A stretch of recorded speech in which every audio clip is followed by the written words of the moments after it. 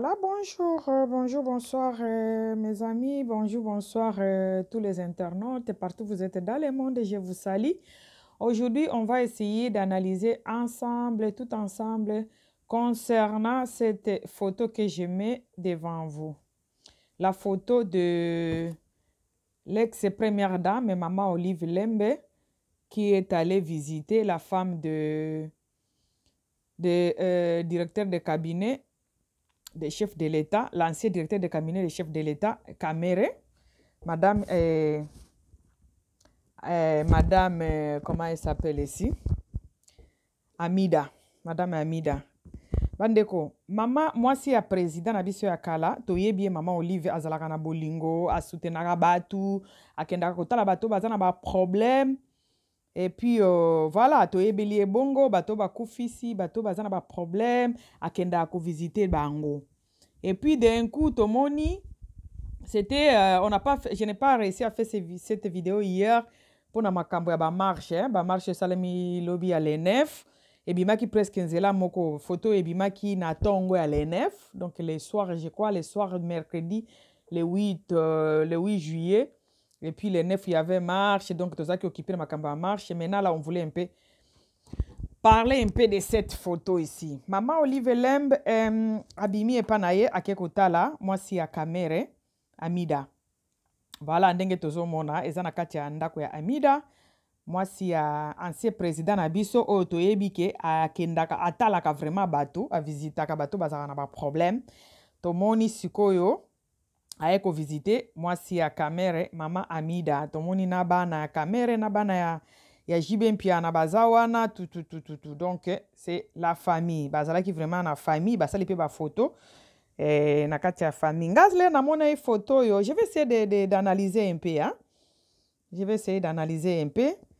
Là na mona photo yo, j'ai pas compris na bi biso sto yebi Maman Olive asungaka talaka, hein, akendo tala batu azana un grand cœur, ça on connaît. Par rapport na biloko asalaka to kotsana na politique ete na makambo asalaka ya kosunga batu tout to mona ka akendo tala batu ebele so bazana ba problème. En tout cas ça là je m'attendais même pas. To moni ka photo ebimi na tala boy et pas la maman na moni na ba chaîne mususu na moni Maman Olive akeko visiter Madame Amida. Voici à Kamere. En tout cas kamusa inga mwa muke par rapport à quoi? Par rapport, il y a l'air kangaki Kamere avant basambise nano aye kaka correspondre na appel ya babengisaki na parquet ya Matete. Après tomoto ki bamimie na makala.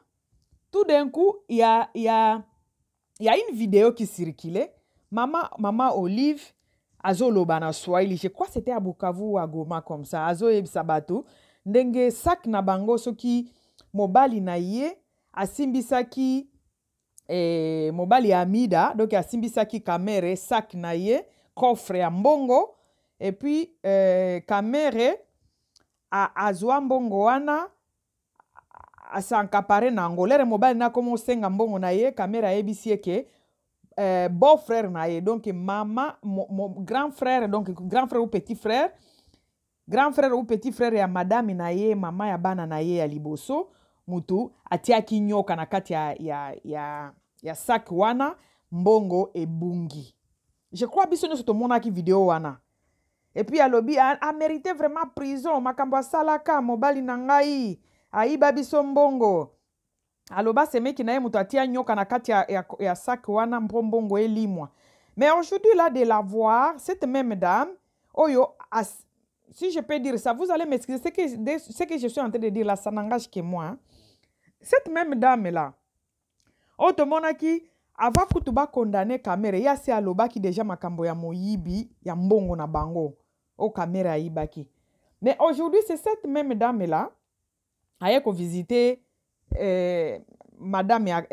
Kamere. Moi ça m'a étonné un peu. Nazalaki un peu surprise. J'étais vraiment surprise, j'ai dit waouh. Aye ko visiter moi si ya Kamere ye mutuku to abimisa eko to makambo ya moyibi kuto rezaki nano yokani nano makasi te. Ye mtu abimisaki video moko ebimaki bazolakisa biso ebimaki na media na biso ndenge azo condamné Kamere po aibaki valise ya mbongo soki coffre fort ya mbongo ya mobali na ye soki valise ya mbongo di mallette banda ko benga ngo mallette ezalaki na mbongo mobali na ye donc Kabila Joseph asimbisa Kamere mallette ya mbongo et puis Kamere alimwisa mbongo wana aye koyebisa Kabila ke beau-frère na ye atiaki nyoka na kati atiaki nyoka na kati ya malete wana mbongo ebunga. Je crois mutu nyonso amonaki video wana amonaka yango mutu. Je crois mutu nyonso oyo azalaka vraiment na media amona yango. Avant kutu ba condamner Kamere, ya si alobaki biloko wana. Mais j'étais surpris de voir que c'est elle, après avoir condamné Kamere, yes, qu'on a eu sous visiter, moi c'est à Kamere. Donc, il y a compatir Mawana Bango, il y a consoler Bango, quoi, si je peux dire ça. Pour moi, elle est en prison, il 20 ans. Maintenant, elle vient pour nous consoler, moi c'est à Kamere. Et je me demandais, et c'était la même dame qui avait parlé la fois passée, quand il y a eu sous visiter, moi c'est à Kamere. En tout cas, là, on a qui vidéo, là, on a qui photo oyo ya visite na bango e comme sakinga ezong sakinga na video wana oyo place alobaki makambo ya Kamere. Donc et comme ça inga bandeko nanga nalobi je dois faire une petite analyse sur ça. En tout cas nazala ki pas choqué mais surpris. Nalobi mais ye mutu kutu akondana ki Kamere avant na nokutu ba katela ye. Avant kutu basala nini na ye procès na ye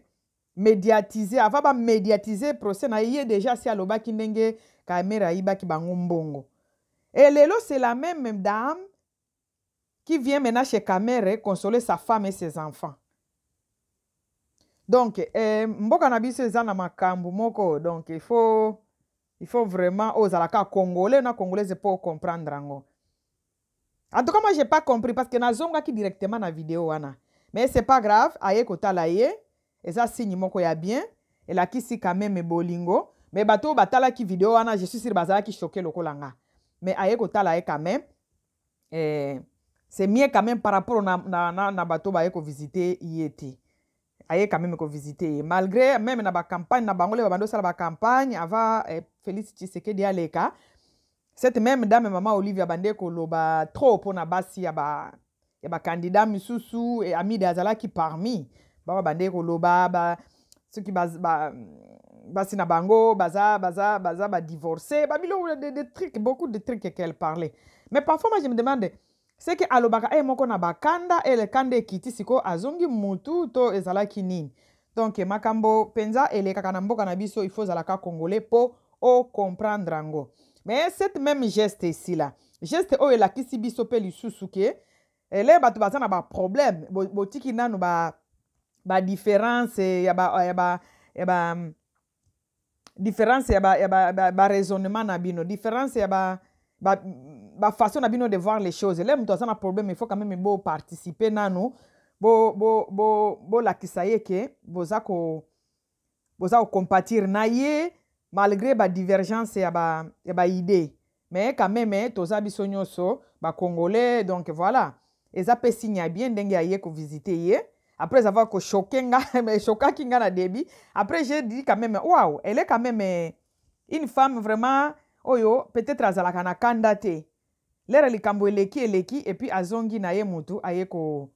lakisa bolingo. Eza signe pe ya bolingo. Ete abiso pe elakisa biso pe kolingana eza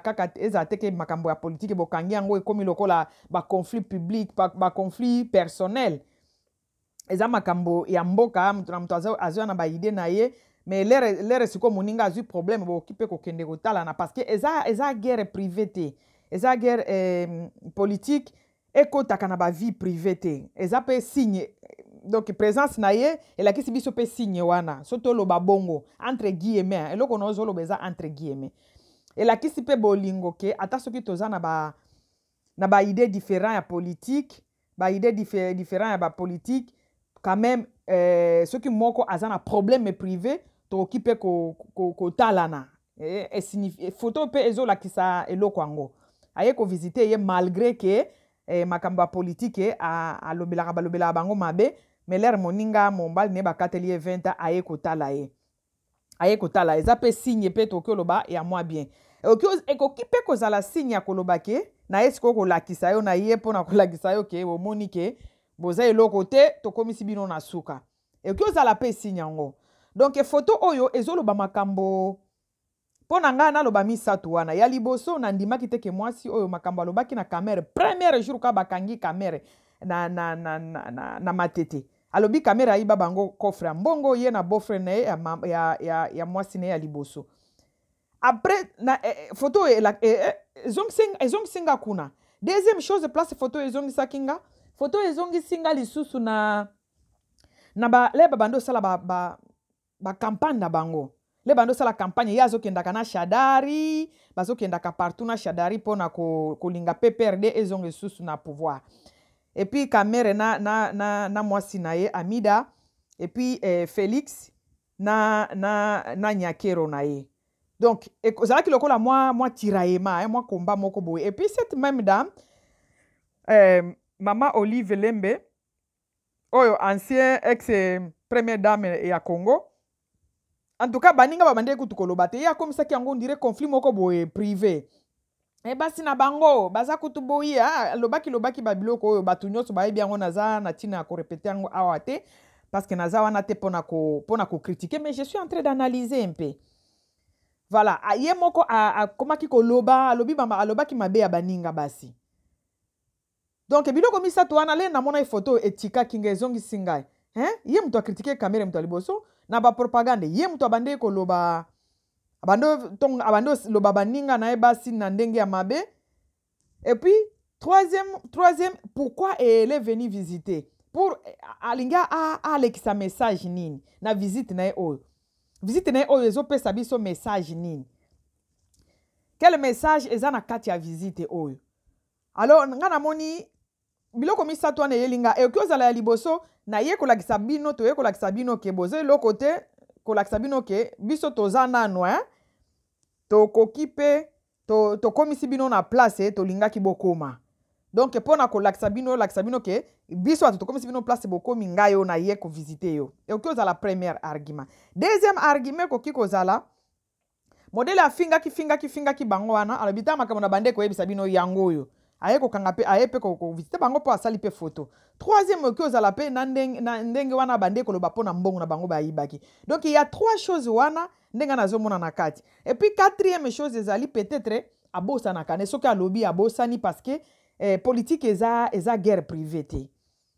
politique tomona ata na bapays oyo ya mindele badiskitaka omona pe après bamati na bavoiture moko bango mibale to misato bakei na bango et puis omona soki mwasi ya moko aza na anniversaire omona bango nyonso une partie na ba vert na ba SPD na ba CD omona bamati na voiture moko bakei pe ko visiter moninga bakei pe fete wana peut-être alingaki alakisa biso ke politique eza biloko privé te pardon ke politique eza biloko privé te soki tozobwakela na bajeton wana ezalaka mpona kodéfendre bacouleur na biso politique et maintenant je viens visiter la dame pour la montrer que privé na ye eza makambo nga na bandaki kofingela bango te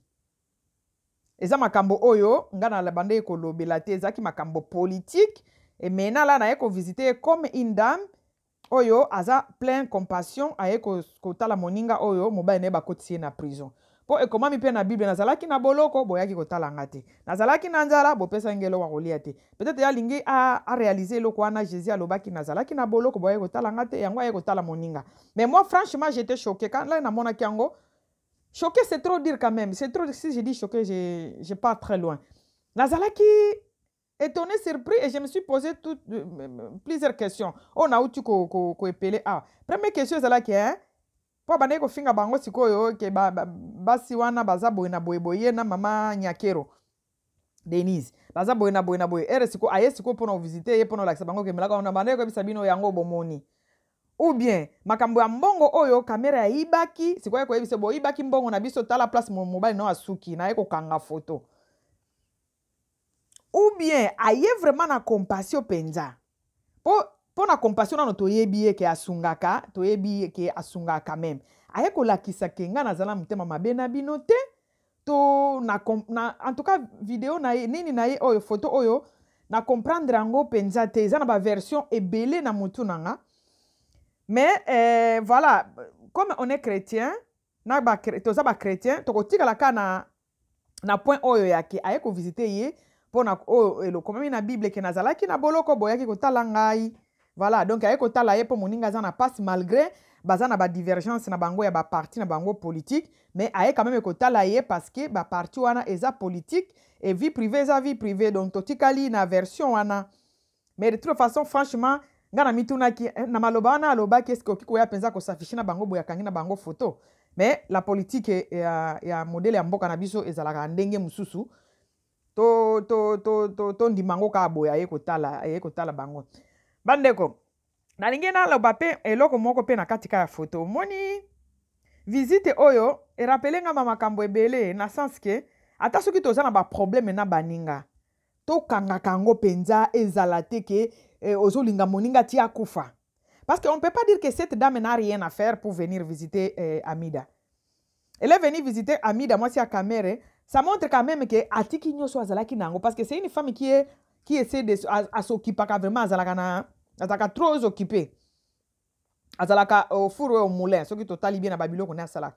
Mais quand même, elle a laissé tout ce qu'elle fait pour venir la visiter. Malgré la divergence na bango. Donc ça montre quand même que Tozalaka, si réellement na ebitenga na selo banandenge analyse, Tozalaka na mutema moko boye, Tozala penza ba ennemi ya kokangati mutu akufa te.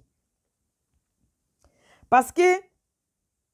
nandimite que cette dame ici na babiloko nyonso wana alobaka na media pona ba kamere pona ba opposa mususu ba politicien mususu. Nandimi penza te que ceux qui penza za rancunière ok koya awate. Ou c'est pour faire le buzz ou réellement azana motema ya mawa. Et puis aye ko lakisa batuke babiloko tozo sa ba divergence wana politique et koki ko affecter ba vie na biso privé. Cette dame, son mari est en prison, atikali na ndako na bana, amoni ex-première dame aye ko talaye, ça fait quand même quelque chose. Et consoler peut-être, il y a quand même quelqu'un qui pense à moi, il y a quand même une dame qui pense à moi. Donc tous à la kanaba kandate que ti muto akufa te. Donc na lo parce qu'on a version wana, na version abiso bandimia, ndenge tous à la bandimi. Donc tous à la kana kandate na batute que ti moninga akufa, ti moninga ce qui a un problème yozo sepe la kutu. Oko tala kutu yete. Pour nandimite que moi so yaye maboko pamba. Poto ye bien ndenge ya kenara so ki yake ba jipeza simanae. Ba jipe tamu so bala kisi biso na note meto mona ngo kaka po ebimaki mkolo moko na mkolo ya ba marche yango moni makambo yango penze sali impact te. Mais tamu so mona après ba kolakisa biso ba jipe wana tambulaka na ye ba camionnette wana plein na ba sac ya ba fufu ba nini po en tout cas Amida azana 14 enfants na ndako et puis mobali azana en prison. Voilà, je ne pense pas que cette dame ici ayaki maboko pamba. Donc eza quand même ko lakisa et eza bilo mususu otalika photo était yo. Quand j'ai vu ça, j'étais d'abord choqué na pensé que na babilo ko na ote ko epele bino avant. Makambo bande ko loba na propagande na bango ndenge bande ko bwakela baninga ne basi ba jeton ye na Amida na nyakero. Après makambo loba ki pona caméra juba ki ko kangaye. Après je vois pouf, elle est là. Dans la maison de caméras na Amida aye ko visiter bango. Donc et même quand on a ba idée on a négatif après naza mutu te na ye ko zonga na idée positive no bi quand même c'est un bon signe. Et là qui c'est quand même pona bato ba réfléchira ka bato baza na mutu ya réflexion ki ko loba pe to ke nango score positif et pour biso toza ba chrétien Congo toza ka 90% nous sommes des chrétiens. Et puis toyebi ko limbisa et puis toyeba ko pardonner. Donc qu'est-ce qu'on a na côté wana, qu'est-ce qu'on a cadre wana ya bonzambe. Donc eza photo moko qui peut nous enseigner aussi quelque chose. Pour dire que ata bozana ba conflit ndenge ni na moninga, le moninga penza za na kati ya pasi. Il faut l'accès bolingo. Il faut l'accès bolingo parce que pasi mutu moko akanela kangote. Na ndimite ke Amida ndimaki te ke moins d'une année après mariage na mobile na okota na prison puis ba katelier 20 ans. Andimaki angote. ayebaki mpe yango te. Donc malheur oyo ekomeli moninga ata bozalaki na baguerre na bino d'esprit. Lo moni moninga eloko moko ya mabe mpenza ekomeli ye. Lakisa ye bolingo ekosoulage ye aoloba kutu ukutu tozalaki ne na baconflit aye kotalanga bongo siko baoyo ya ngai. Voyez? Donc eza signe ya bien komona cette dame maman Olive Lembe aye kotala quand même madame Kamere malgré batiraillement na bango bazalaka nango ba guerre d'esprit mais aye quand même kotala ye atelemi pe na katikati andimi pe bakanga bango ba photo et puis babwaka yango na ba media na biso ayeba ke batu bamona ba video basala ayebi pe bien ke batu bayebi ndenge batiraillement ezalaka mais elle accepte ke bakanga ye photo na bango okepe ko ya kota bango aboyi kamera bakanga ye na bango photo puis babwaka yango na ba media batu pe baloba c'est que elakisa pe na ndenge na biso ya kikongole ndenge tolimbisaka na eloko ya kolimbisa te. Donc elakisi mbala moko ke c'est une dame qui oublie abosanaka na ye makambo salaka donc elle n'est pas conflictuelle. Eloko toki oloba aza conflictuelle et puis azopesa exemple ke ba problème na bino politique ekoki kokota na ba privé te. Donc wana côté positif ya photo. Côté négatif aussi boyoka ki yango na lobaki makambo ya video bayibaki bango mbongo pa nyoka ya beau frère Kamere tout ça basi oyo baza basi te na ba propagande mais na suka deze wana version ya mabe version siko ya malamu ezali ke aye kolakisa biso ke non ba conflit wana eza politique eza privé te moninga soki eza na problème ezala na mwa mawa muke ata ebele te ezala na muke boza ba conflit la bino mais ezala na mawa ya muke esalaka bien. En tout cas ndengai eloko ete inga pe lisusu na kati ya photo na côté positif nango na ndimi te ke na yebi te oyo azo penser ye maman Olive ngo mais na côté positif na moni en tout cas c'est une photo qui enseigne quand même. Eza na côté positif na côté négatif. Côté négatif boyoka ki déjà côté positif siko ezali ça doit nous enseigner que bande ko nanga ta boza na conflit na mutu ndenge ni le moninga azu problème po mutu moko akanela ka problème te. Beaucoup na ba conflit mino mutu azo yeba te ki akozwa problème lelo na lobi. Alors likambo komeli moninga boye autika ko bala ta inane ya mariage tala munene. Mobali ba moko ezate ke o bozo kenda kana no bozela ba katela ya ta sima bokendaka ko samba te. Pa ba yeka bazuye na ndako pa ce qui peut akende ko se présenter mbala moko makala un mois ce qui 2 mois ya jugement pouf ba kateli 20 ans. Donc eza biloko ya ki brisque que cette femme Amida là aza vraiment elle est blessée, elle est choquée. Aza vraiment blessée. Ce qui amoni ex première dame oh alobela abande ko lobele biloko ya bien te aye quand même ko visiter ye to ebi pendenge maman atambola maboko na makolo te. Ce qui ki otala moto akenda penza mobimba. Donc akende penza mobimba ko tala Amida. Donc ete ya kabiso ke ba conflit na misusu ezate obligé ezala penza ke okangeli moninga motema parce que mama okokangela mutu motema soki okangeli moninga motema lingolobisa eli susu te ka po bo swanaki engvimbala moko to des fois bo swanaki na mutu ana okangeli ye motema mama ozobosana ke liwe okiko ya pe lelo na lobi okay ya okay siko kanda wana okangelo kutuna nzela ya lola. Donc peut-être ye a se décharger na ye ami fongolili na nzela alobi mama na ye kotala yo parce que batala ka bato bazana problème aye kotala ye na ndako et puis donc il va se réconcilier quoi. Mais de toute façon quand on a penza maman ya zana ba courage moko ne mais c'est une belle signe et la kisi quand même que azana bolingo et la kisi quand même que azana moi bolingo parce que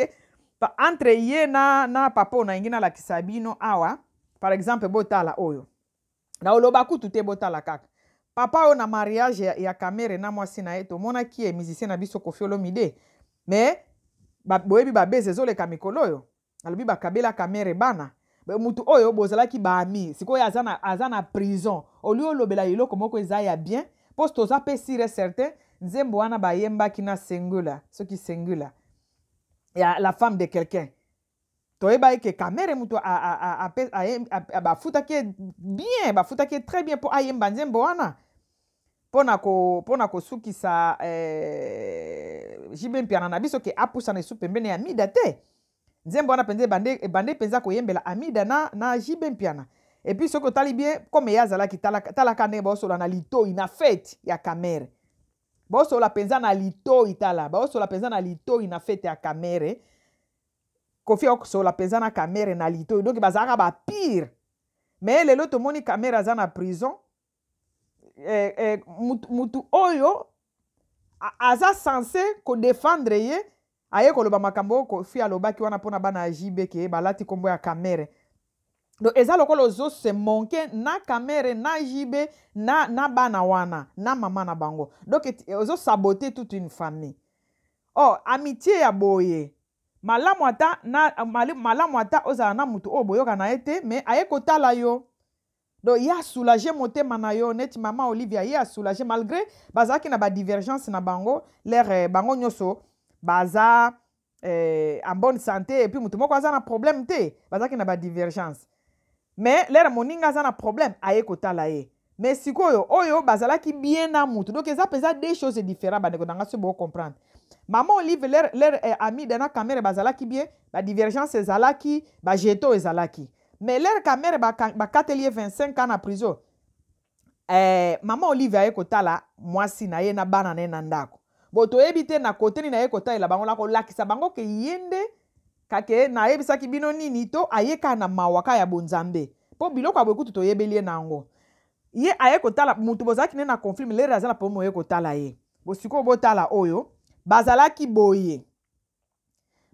boye Kofi na kamere donc abetaka na mariage ya kamere azwa penza caché na ye ya bien donc basololaka pe na kamere bien mais lere siko kamere aza na prison mutu azalaki na lito ya kamere ye Kofi mutu penza na lito ya kamere bosola na lito abwaki eloko abwakaki wana ezosala base na media na biso ke bana ya jibe bakomo benga kamere papa. Ozo sunga ndeko na yo wana ozo soulager ndeko na yo wana o bozalaki bien to oye lisusu ko tindike penza akweya bien oyo penza ko tindike akweya bien donc ozo seka siko muto boliaki na ye obandi ko seka ye po akoti prison donc sikoyo malamu ozala na muto bozaka na ba divergence na bino bozaka ba problème na bino na ba jeton na bino melere boza bien melere ozui problème aye kotala yo wana maman Olive siko Kofi sikoyo bozala azalaka bien na nani oyo na kamere lere siko kamere batie na prison abandi ko seka famille ya kamere siko entre bango mibale wana nani yango aza vrai mutu vrai camarade kutu c'est pire nani yango penza aza na mutema bien. Je crois oyo aye kameme kotala mutu lera problème alobi makambo ya mabete ke oyo boza bien lere yo za bien lere yo komi na prison ya komi ko sa elo ba jeto ya ko saboter famille na yo donc entre maman Olive na Kofi Olomide je préfère maman Olive pour lere boza bino nyonso bien boza na ba conflit na bino boza ko bwakela na ba jeton mais lere ngana ke na prison oye kotala nga ke mutu oyo lere boza bien azolia bambongo na yo ozokabela ye azobeta ba concert na mariage na oyebi caché nini Kofi azwaki mais kaka lere siko koti prison kaka meme mutu wana oyo pesaki mbongo aye siko ko critiquer yo donc aye ko saboter famille na yo bato baoloba o abande ko saboter kamere te abande ko saboter JB Mpiana mais du fait kaka kotanga kombo ya kamere na to benga ngwata buzoba na babuzoba wana ya ba chronifuati wana ba ye ko poser ba question atanga kombo ya kamere moninga za na place ya pasi omoni te ke eza bolingo te c'est pourquoi bandeko to lukaka to yebaka batuni to tambola na bango eza mutu mususu alandaka yo po amoni oza en bonne santé mutu mususu alandaka po ayebiki osimbaka mbongo soki aza na pasi akosenga yo opesa ye mais lero oza na problème akolimwa to lukaka to milukelaka to yebaka avec qui on marche ozo tambola na nani camarade no aza nani muto tielaka motema aza nani est-ce que oyebi ye bien ou bien aye kaka po ayebi aye ko soutirer quelque chose epa na yo donc aza profiteur ezana ba mi mususu azaka profiteur aye ka po profiter pembeni na yo mais soki oyebi ko détecter bato wana te eza pasi okuta na bato lokola makambo Kofi asali kamere wana po kamera abando benga bana jibe wana to mona ki yango na tribunal abando benga ngo ma fille mes enfants on a 14 enfants donc ya tiaki na bana jibe toza ba africain osiko bali mwasi bana na pe ba komi ayo ba koza na papa mi balé za problème ta parce que okiko kata ba benga ngo ba demi bana tenenge mindele bazala ke pa biso batanga ka bana na donc moninga penza alo ba bongo ba poser question na tribunal lobio c'est ma fille mais yo sikoyo mutu wana aza na place ya pasi boyokanaka na ye mais sikoyo aza na place ya pasi ozwi mpenza parole ozoloba mpe na bato ya malonga te bacronifoi te obandi koloba ye olingi bana yango babenga yango bana ya kamere donc okotisi mutu bati babwaki deja na potopoto basi bato boyi te makambo ayibaki te nayolobela yango wana te nayolobela amitié donc mutu nini yo kotia pembeni na yo bato mosusu baza baprofitere maintenant Kofi se permet ya kozongisa esusu kamere na kati ya bu malgré aza deja na kati ya bu azongisa esusu na kati ya bu wana pourquoi parce que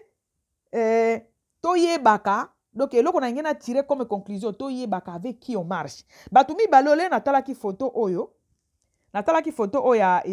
ya mariage ndenge Kofi na kamere baosolola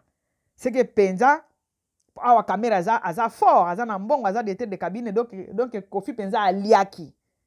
mais leur kamera aza na prison bakateli ye 20 ans 2 ans te 20 ans siko bana o kamera bande kobetela toloke baza bana baza pe bana po soki abali mama na bango ye siko apesi exemple bana bazobenga kamera papa donc akotisi su kamera na akotisi kombo ya kamera su na kati ya désordre na kati ya actualité ya kofingama malgré tomoni ke po baosola penza na litoye donc c'est vraiment un ami na miniti wana toloba ngo bongo bon ye sikoyo abandi koloba mutu yango lisusu mais sikoyo totali photo oyo botalaka photo oyo oyo baloba na te mais mama oyo se permettre que yo akotala mwasi oyo Amida na kati ya problème nayebi te aye kotalela yango napesa bino ba explication déjà positive na négative mais de toute la façon tomoni ye aye kotala ye na place ya pasi le raza na pasi donc bandeko nanga eloko ya moke nazalaki na yango lelo yango wana mpona komeka kaka koexplike biso ndenge nini toponaka bato oyo tosololaka na bango toponaka bato oyo toseka na bango toponaka bato ya kotia pembeni na biso moto mosusu okozala azala mosika na yo me azala mpenza na motema ya mabe te na yo eza mpe na moto mosusu azala vraimen pembeni na yo me lero yo ozwi probleme ye mpenza koluka esusu akotisa yo mpenza na kati ya probleme yango bien donc eloko na yekolika epa bafoto ya bato mibale oyo natalaki foto ya kamere na Kofi na mariage ya kamere comment Kofi azaki vraiment honoré par kamere mais c'est pas Kofi qui peut dire ce qu'il a dit la semaine passée pour na kamere non yaza mutu faut compatir na ye parce que na fête ya mariage azaki wana azoi cagnotte na ye ou bien ce que zalo koloba te kanga munoko me kolobaka te koya kobetisa bato mosusu bambako mais cette dame bande koloba mabe pour na kamere na mwasi na ye tomoni quand même aye kotala bango a compatir na bango alors juste pour ete ya biso eloko moko il faut savoir avec qui tu marches est-ce que moto aye ko profiter aza profiter pembeni nanga ou réellement alingi nga na motema moko est-ce que moto sonde faut pousser penza pembeni na yo parce que ça bato mosusu okoka kutu pasi okokabola omoni soki kamere akabelaki Kofi vraiment mbongo ebele na video wana oyo azoloba bana jibe bakomisi kamere papa ya bango ekosala kamere pasi makasi soki réellement apesa ye confiance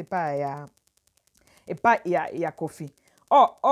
Amida soki azalaki na kanda na mama Olive lera moni aye kotala na ndako je crois regeta lobi na bando kansela mwasi oyo mabe wana ba côté positif bando kansela mwasi oyo mabe donc bandeko nanga analyse moke nazalaki na yango mpona ba photo mibale wana ya kamere na Kofi na mariage ya kamere lelo Kofi alobi nini mpona kamere et puis oyo mosusu ya mama Olive na Amida aye kotala Amida mwasi ya kamere na kati ya ndako lere Amida aza na baproblème malgré bande koloba mabe ya bango lere bazalaki bien lere bazalaki libre lere bazalaki ko vivre normalement abande bazalaki na badivergence na bango mais lere baza problème aye kotala bango mais mutu azalaki na bango bien lere baza bien siko nde aye kokotisa bango esu na busu aye kokotisa bango esu na potopoto apakoli bango esusu buzz. C'est pour nous dire que ba photo mibala on epesaki nga mwa eloko moko bono bifona lobela ngona muke c'est pour vous dire que mutu azaka mutu aza mutu confiance epesa ngo pa nzambe mutu amokiliti voilà eloko oyo ba photo o mibale ya kamere na Kofi bazo sola peza na litoi na mariage na ye na o mususu ya Amida sikoyo muto tomonaki ba video na ye mama Olive aobwakela bango ba jeton aesko kotala Amida na ndako entre les deux Kofi na Olive Kofi na Olive lembe na nango aza na motema ya bien Donc toyebaka avec qui nous marchons. Parce que mutu aza mutu a mauvais. Merci beaucoup bande konanga. Analyse muke nazalaki nango yango wana. So bokoti na YouTube bokomona ba photo wana mibale ya mariage ya Kamere o Kofi penza yemba et puis la femme de quelqu'un toyebi nzembo wana et sala ba buzz. Kofi mutu a composé ango. Donc c'était pour na kosepelisa Kamere quoi. Mais lelo Kamere aza na prison. Kofi ziko azolo ba makambo eza suko koti sa Kamere na kati ya buzoba. Mais maman Olive to mona ki ba vidéo l'air bande ko critiquer bango mais l'air baza na problème lelo yé mutu ake kotala bango. Donc to yé baka omoni différence wana. Donc to yé baka avec qui nous marchons avec qui nani yango to pe sa confiance mokili eza ndenge bande ko nangai. Batu ba ndenge. Mutu aza mutu. Batu baza batu. Donc analyse muke nazalaki nango pona des photos wana ya maman Olive visiter Amida na famille mobimba ya Kamere na photo ya Kofi azo sola na Kamere na kati ya lito omoni penza complicité o ezalaki wana bazo seka mais Kamere aza na prison Kofi akomo lo baba biloko lo bawana ke bana jibe bakomo benga Kamere papa eza pona kozongisa Kamere na buzoba kozongisa Kamere na babez au moment où Kamere aza vraiment besoin na babez mikolo te to mona na mona kutu akotane na ba église ya prison donc aza na besoin vraiment ya koluka nzambe aza na besoin benza ya kozala bato bafingi trop na makambo bambongo na biso eyibamaki donc aza vraiment na besoin babeze na minute te baza na pasi bon muto aza penza oyo aza amino kokotso su na pasi penza te donc epesa nga ba idée ono bika na sala mo analyse omuke nani yango aza vraiment ndeko na yo nani yango aza camarade na yo nani yango lero oza na pasi okiko ya vraiment kotala yo. Donc, le cœur de l'homme. Voilà, merci beaucoup, bande konanga. Message mouke nazalaki nango lelo yango wana. Pour la photo ya Maman Olive a visité Amida na famille mobimba ya Kamere. Na Kofi Olomide oyo aza ko critiquer Kamere devant ba chronifuati. Voilà. Au moment où azalaki bien à Kamere apesa ko mela ekutu nzembo ya la femme de quelqu'un to yebi nzembo wana sala ba dega et sala ba bezo di matin. Voilà, donc eza eloko muke nazalaki nango analyse muke nazalaki nango lelo yango wana to yebaka nani to tambola ne to yebaka mutu aye pembeni nanga est-ce aza profiter est-ce que alingi nga vraiment ata soki naza na problème ya koya mutu azo critiquer nga est-ce que azo critiquer nga pona mabe nga na sala ka ubie azo critiquer nga ka pona jalousie donc to yebaka batu nini tozo fandaka na bango en tout cas moi analyse muke nazalaki nango moi message muke nazalaki nango pona ba photo ya Maman Olive